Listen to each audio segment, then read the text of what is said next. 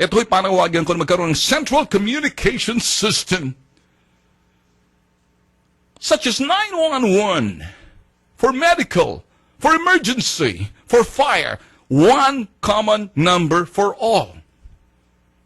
Connected sa lahat ng mga sinasabing mga tanggapan na tutulong ho. Digital na ho tayo. Digitization should make it a lot easier sa sistema ho ng digitalization kung tawagan, pero ang tawag ho digitization from the word digital. It's easy to access. Wala na ho yung lumang estilo na tawagan mo pag may sunog, dating agad ang bumbero, may kasamang pulis pa na motorsiklo, may kasamang ambulance kung kinakailangan, sabay-sabay nag-uunahan sa lugar. Kung mahirap ho dahil traffic at may marami naman motorsiklo, mauna pa. Gamitin ho yung mga barangays multiplier na meron din ho agad ma-identify kung saang lugar kasi ma-identify, mauna yung mga barangay agad. Tutulong ho yung mga barangays multiplier. Darating ho yung mga pulis sa pinakamalapit na sinasabing substation or station, and then doon sa distrito.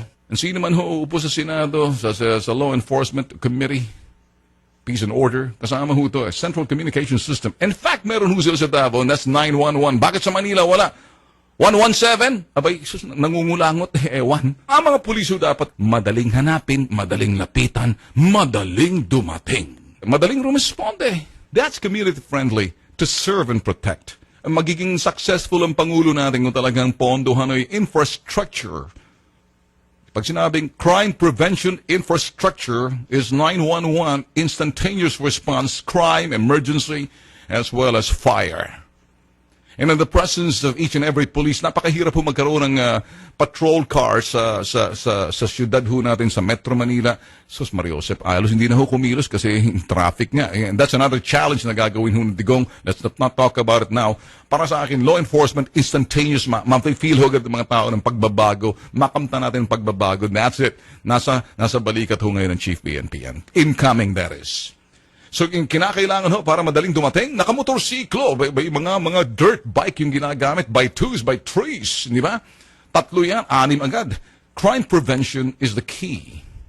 Not crime solution. The presence, the response, na madaling puntahan, madaling dumating, madaling lapitan.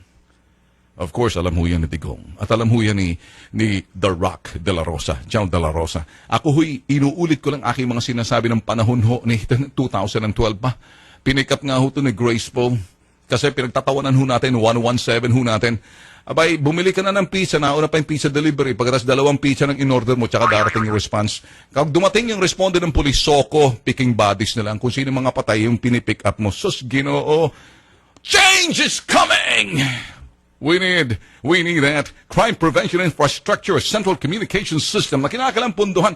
And I know, Digong will support this, and even as Chief PNP, understand what I'm saying.